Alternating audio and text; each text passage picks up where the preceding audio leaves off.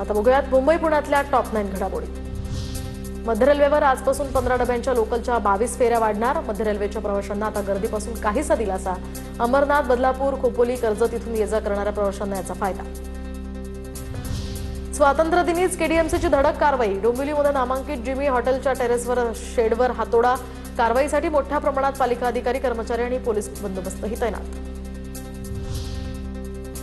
POP मूर्तीच्या विसर्जनासंदर्भात सीपीसीबीनं बदललेल्या भूमिकेविरोधात याचिकेवर सुनावणी पूर्ण। कोर्टानं निकाल राखून ठेवला। तुर्तास कोर्टाच्या परवानगीशिवाय पीओपी मूर्त्यांचं नैसर्गिक स्रोतांमध्ये विसर्जन करता येणार नाही। गणेशोत्सव मंडळांना आता 5 वर्षांची मंडप उभारण्याची परवानगी दिली जाणार। ऑनलाईन नोंदणी सुरू झाली असून 13 सप्टेंबरपर्यंत अर्ज करता येणार। सावित्रीबाई फुले पुणे विद्यापीठ कार्यक्षेत्रामध्ये नवीन 12 महाविद्यालयांना मान्यता। नवीन महाविद्यालय सुरू करण्यासाठी अधिसभेची सशर्त मान्यता। पुणे शहरातील पायाभूत सुविधांसाठी महानगरपालिका आता 1167 कोटींची कर्ज घेणार। पाणी पुरवठा व्यवस्थेसह पूर नियंत्रणासाठी व्यावसायिक कर्ज घेण्यास स्थायी समितीची मान्यता।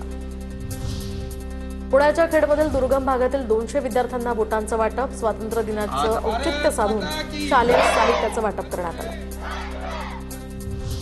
पुण्यातील भोर ते शिरवळ या मार्गावरील रामबाग परिसरामध्ये रस्ता चिखलमय। रस्त्याच्या काँक्रिटीकरणाचं काम सुरू असल्यामुळे रस्ते चिखलमय होत असल्याचं चित्र। खेड तालुक्यातल्या गोलेगाव पिंपळगाव परिसरामध्ये गायरान जमिनीवर करण्यात आलेल्या व्यावसायिक बांधकामांवर महसूल विभागाचा कारवाईचा बडगा।